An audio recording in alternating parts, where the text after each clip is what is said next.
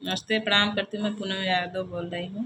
एक छोटा सा सुहाग गीत गाने जा रही हूँ। अगर अच्छा लगे तो लाइक और सब्सक्राइब जरूर करना। हथवा में लोटली है, लोटवा में पानी जी। हथवा में लोटली है, लोटवा में पानी जी। चली है सुहाग मांगे बाबा का दुलारी जी। चली है सुहाग मांगे बाबा का दुलारी जी। चली है सुहाग मांगे। हथवा में लोटली है, लोटवा में पानी जी। हथवा में लोटली है, लोटवा में पानी जी। चली है सुहाग मांगे बाबा का दुलारी जी। चली है सुहाग मांग। गिरी गई न लोटवा, ढुरुक गई न पानी जी। गिरी गई लोटवा, ढुरुक गई पानी जी।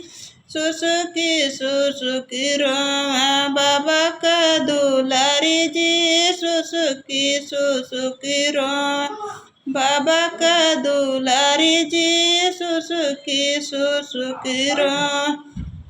घोड़वा चढ़ल आवा बाबू हो दुल्हे राम। घोड़वा चढ़ल कौन हो दुल्हे राम। काहे धाना रोवताड़ो सुसुकी सुसुकी जी।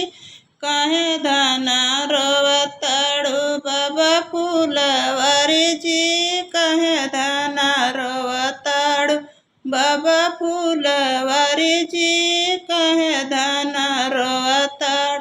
लाई देव चरखा चलाई देव पानी जी। लाई देव चरखा चलाई देव पानी जी।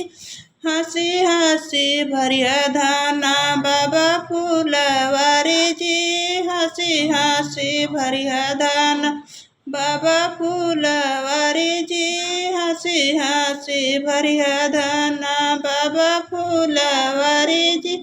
हंसी हंसी भरिया धान।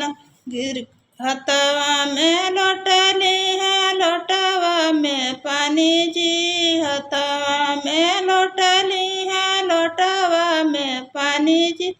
चली है सुहाग मांगे बाबा का दुलारी जी। हथवा में लोटली चली है सुहाग मांगे बाबा का दुलारी जी। धन्यवाद।